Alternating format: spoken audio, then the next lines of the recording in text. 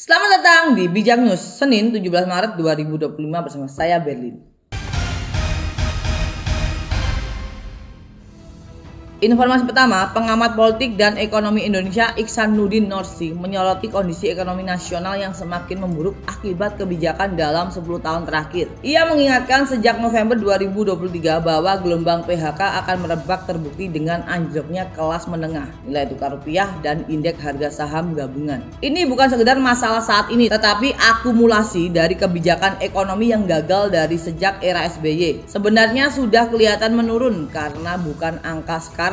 Itu sudah berjalan sejak SBY terus menurun, ujarnya Jumat 14 Maret. Ia menambahkan salah satu penyebabnya adalah realokasi anggaran yang tidak efektif untuk memicu pertumbuhan, bahkan memunculkan ketidaksepakatan antara Rahmat Pambudi dan Sri Mulyani terkait kebijakan ini. Ia menekankan bahwa APBN seharusnya menjadi pemantik pendapatan masyarakat kelas menengah bawah. Lebih lanjut, Nursi juga menyoroti indikasi ketidaksepahaman antara Sri Mulyani dan Presiden terpilih yang terlihat dari pertemuan di Kertanegara. Kebijakan ekonomi saat ini tidak sehat karena kurangnya kepercayaan pasar dan kegagalan menarik investasi asing. Meskipun sudah menaturalisasi Ray Dalio dan Tony Blair, ujarnya. Ia juga mengkritik sistem perpajakan yang kacau akibat mahalnya biaya pembuatan Kortek dengan fundamental makro yang lemah. Target pertumbuhan ekonomi 8% dinilai tidak realistis karena pertumbuhan real hanya sekitar 4,9%. Nursi menekankan bahwa masalah utama bukan hanya pertumbuhan tetapi kualitas pertumbuhan yang bisa mengatasi pengangguran dan kemiskinan. Meski demikian, ia tetap optimis selama ada keberanian untuk menghadapi korupsi secara tegas, bukan hanya sekedar dimaafkan. Selanjutnya, persingkat kasus obat kadaluarsa di Puskesmas Kota Bekasi menyebabkan 2 bayi dirawat di RSUD Dr. Kasbullah Abdul Majid.